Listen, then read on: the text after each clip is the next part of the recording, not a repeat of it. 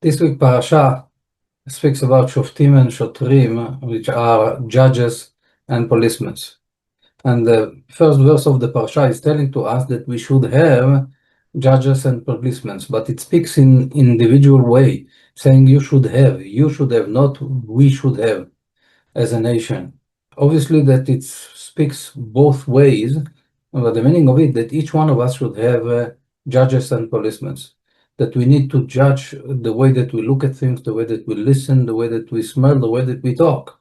We need to have judges upon our gates that are the gates of the eyes, the ears, the nose, and the mouth. This is what Rabbi Isaac Luria is teaching us.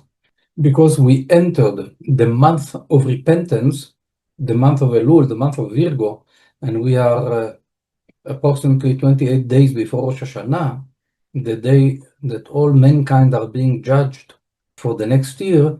This is the time that we should do renovation or an inner inspection at the way that we look at things, the way that we think, the way that we judge, and the personal policemen upon our actions that we have.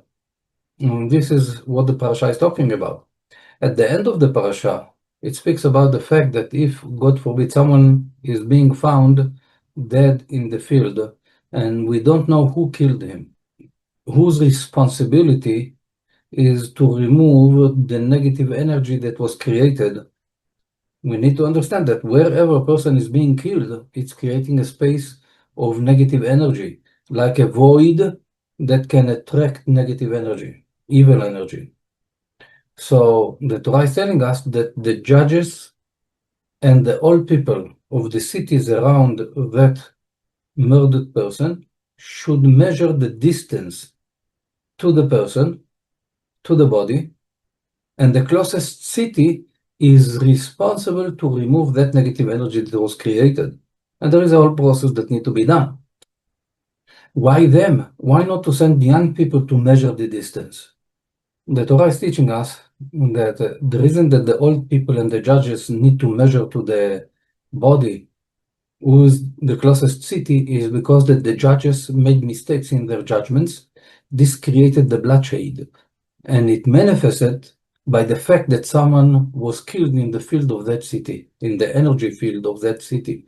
So they are responsible to remove that negative energy by the actions that Torah is telling us that they should do. Now I'm going back. If the Torah is speaking about judges and policemen, and we are speaking about chaos, each one of us is a judge in his own personal life. Question is how we are judging the reality. We are taking bribery, which means we are not looking at the reality properly. We are not judging situations in our life in the proper manner. Are we judging others incorrectly? We are taking bribery because of our prejudice ideas that we have, because of politics opinion that we have, that we were influenced by other people and we don't judge the situation correctly.